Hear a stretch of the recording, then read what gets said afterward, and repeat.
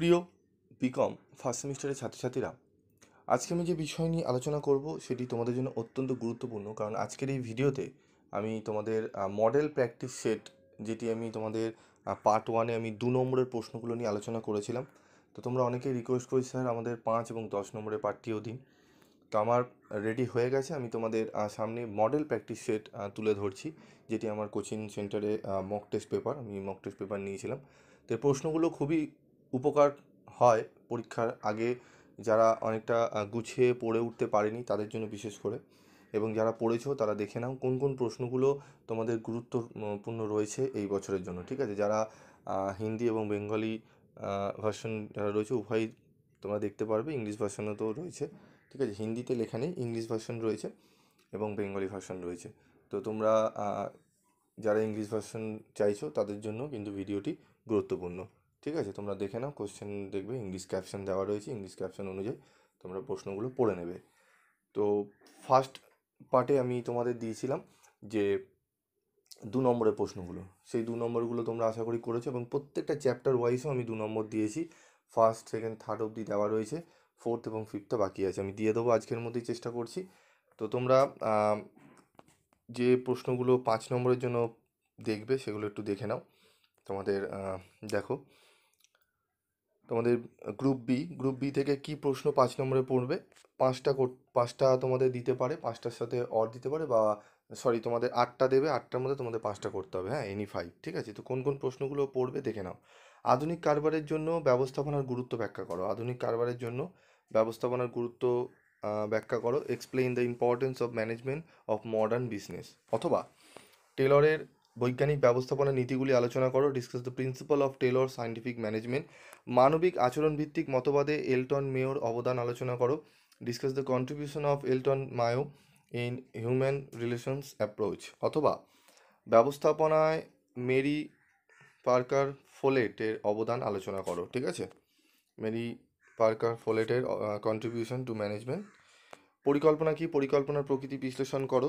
ঠিক আছে, what is planning, analysis nature of planning. অথবা পরিকল্পনার উদ্দেশ্য সীমাবদ্ধতাগুলি আলোচনা করো। Discuss the objective and limitation of planning. রৈখিক ও কর্মী সংগঠনের বৈশিষ্ট্যগুলি আলোচনা করো। Discuss the features of line and staff organisation. অথবা ভার অর্পণ এবং বিকেন্দ্রীকরণের মধ্যে পার্থক্য লেখো। What is delegation and decentralisation. ঠিক আছে, তোমাদের এটি মডেল প্র্যাকটিস সেট। আমি তোমাদের বারবার বলবো যে তোমাদের চ্যাপ্টার ওয়াইজ দেখবে, আমি 5 নম্বরের প্রশ্ন অল চ্যাপ্টার থেকে কী কী গুরুত্বপূর্ণ 5 এবং 10 নম্বরের প্রশ্ন আসবে আমি সেগুলো আলোচনা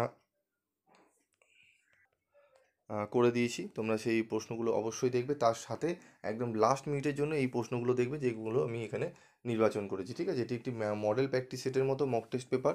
তা বলে এইটাই নয় যে এখান থেকে সব প্রশ্ন তোমরা একদম এই কোশ্চেন পেপারটাই পেয়ে যাবে, এরকম নয়। তবে তোমরা প্র্যাকটিসের জন্য যেগুলো সবথেকে গুরুত্বপূর্ণ সেই প্রশ্নগুলোই রাখা হয়েছে, তাই জন্য বলবো এই প্রশ্নটা তোমরা ভালো করে দেখে নেবে। ঠিক আছে, তারপর দেখো, একটি সংগঠনের ধাপগুলি আলোচনা করো। Discuss the steps of organization. অথবা সংগঠনের গুরুত্বগুলি আলোচনা করো। নেতৃত্ব কাকে বলে, নেতৃত্বের গুরুত্ব বা প্রয়োজনীয়তা উল্লেখ করো। ঠিক আছে, এই প্রশ্নটা ভালো করে করবে তোমরা। ঠিক আছে, এবং এর সাথে করবে হচ্ছে ঠিক আছে, টেনেনবাম ও তোমাদের হচ্ছে স্কমিউটের পরিবর্তিত নির্বচ্ছিন্ন বা অবিচ্ছিন্ন নেতৃত্ব তত্ত্বটি আলোচনা করো। ইংলিশ ক্যাপশন দেওয়া রয়েছে, দেখে নেবে। একটি আদর্শ নেতার কী কী গুণ থাকা দরকার তা লেখো। ঠিক আছে, এবং তার সাথে লিখবে ব্যবস্থাপনায় অনুপ্রাণিতকরণের গুরুত্ব আলোচনা করো। ঠিক আছে, নিয়ন্ত্রণের গুরুত্ব বা প্রয়োজনীয়তাগুলি উল্লেখ করো। ঠিক আছে, এবং এর সাথে করবে নিয়ন্ত্রণের আধুনিক কৌশলগুলি সংক্ষেপে বিবৃত করো। নিয়ন্ত্রণের আধুনিক কৌশলগুলি। ঠিক আছে, তো তোমরা এই প্রশ্নগুলো ভালো করে দেখো। এরপর চলে আসবো আমরা 10 নম্বরের প্রশ্নে। তো তোমাদের একটি কথা বলবো, যারা অফলাইনে ক্লাস করতে চাও সেকেন্ড সেমিস্টারে তারা যোগাযোগ করতে পারো, যারা কলকাতার কাছাকাছি থাকো। ঠিক আছে, যদি অফলাইনে ক্লাস করতে চাও অবশ্যই তোমরা যোগাযোগ করতে পারো, তোমাদের ফোন নাম্বার দেওয়া রয়েছে, সেই ফোন নাম্বারে যোগাযোগ করে। ঠিক আছে, তোমাদের 3 থেকে 4 মাসের মধ্যে সিলেবাস কমপ্লিট করে দেওয়া হয় এবং খুব সুন্দরভাবে তোমাদের নোটস লিখিয়ে দেওয়া হয়, সেগুলো পড়লে তোমরা অনায়াসে পরীক্ষায় ভালো নম্বর তুলতে পারবে। তো চলে আসবো এরপর আমরা পরবর্তী 10 নম্বরের প্রশ্ন। 10 নম্বরের প্রশ্নগুলো দেখে নাও। 5টি কোশ্চেন দেওয়া থাকবে, তার মধ্যে 3টি কোশ্চেন তোমাদের করতে হবে। তো প্রথম প্রশ্ন হচ্ছে, ব্যবস্থাপনা চিন্তাধারায় টেলর ও ফেয়লের দৃষ্টিভঙ্গির তুলনামূলক আলোচনা করো। ঠিক আছে? পরিকল্পনার উপাদানগুলি উল্লেখ করো, সিদ্ধান্ত গ্রহণ বলতে কী বোঝো, এর গুরুত্বগুলি আলোচনা করো।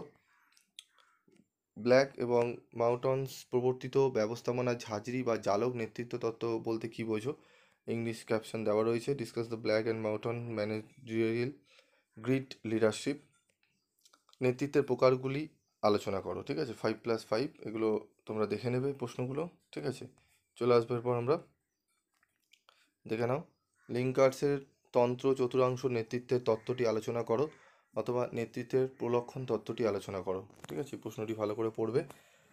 কোশ্চেন নাম্বার আমাদের হচ্ছে পরবর্তী প্রশ্ন, ম্যাকগ্রেগরের এক্স ও ওয়াই তত্ত্বটি আলোচনা করো। এক্স ও ওয়াই তত্ত্বটির মধ্যে পার্থক্য লেখো এবং এক্স ওয়াই তত্ত্বের মধ্যে কোনটি বেশি গ্রহণযোগ্য। ঠিক আছে, ইংলিশ ক্যাপশনও দেওয়া রয়েছে, তোমরা দেখে নেবে। এর সাথে অথবা দিয়ে একটি কোশ্চেন আসতে পারে, ম্যাসলোর অনুপ্রাণিতকরণের তত্ত্বটি সমালোচনা সহ ব্যাখ্যা করো। এই প্রশ্নটি কিন্তু ভালো করে করে নেবে। ঠিক আছে, এই প্রশ্নগুলো ভালো করে করো, আশা করি তোমরা অনেকটাই উপকৃত হবে। এবং অবশ্যই আমি বারবার বলছি, অল চ্যাপ্টারের যে আমি 5 এবং 10 নম্বরের প্রত্যেকটা চ্যাপ্টার থেকে যে প্রশ্নগুলো দিয়েছি, অবশ্যই সেগুলো আশা করি তোমরা অনেকেই করে নিয়েছো, এবং যারা করনি তারা ওগুলো করে নিও। এবং এই যে ভিডিওতে আমি যে প্রশ্নগুলো বললাম, এগুলো প্রত্যেকটা বন্ধুদের কাছে শেয়ার করে দাও ভিডিওর লিঙ্ক, যাতে প্রত্যেকে এই ভিডিওর উপকারিতা পেতে পারে। ঠিক আছে, আজকের মতো এইটুকুই, দেখা হচ্ছে পরবর্তী ভিডিওতে। সকলে ভালো থেকো, সুস্থ থেকো। এবং তোমাদের আরেকটি কথা বলবো, তোমরা কোন কলেজ থেকে কোন কলেজে কারা পড়ছো, যদি কলেজের নামগুলো নাম দিয়ে লেখো তাহলে খুবই ভালো হয়।